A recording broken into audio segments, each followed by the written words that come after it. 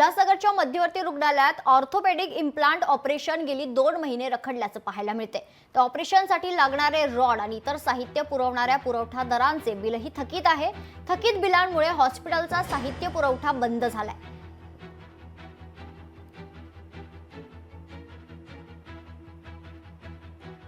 ताप तर गेला, आता फिटनेस सगळं ओके आहे। डॉक्टर साहेब सांगतात की रॉडचे पैसे नाहीये शासनाकडे, शासनाने तिथं पैसे नाही पाठवलेत म्हणून आम्ही ऑपरेशन करता येत नाही। आम्हाला जोपर्यंत रॉड येत नाही तोपर्यंत ऑपरेशन करणार नाही आम्ही। डॉक्टर म्हणताय की येईल आता 1.5 महिन्यापासून जर थांबलोय, मी वाट पाहतोय। मला पण माझ्या घरची परिस्थिती डाऊन आहे, घरात कमवणारा कोण नाही, माझा पाय असा झालाय, मी इथे बसलोय। तर जेवढं लवकर होईल तेवढं चांगलं आहे।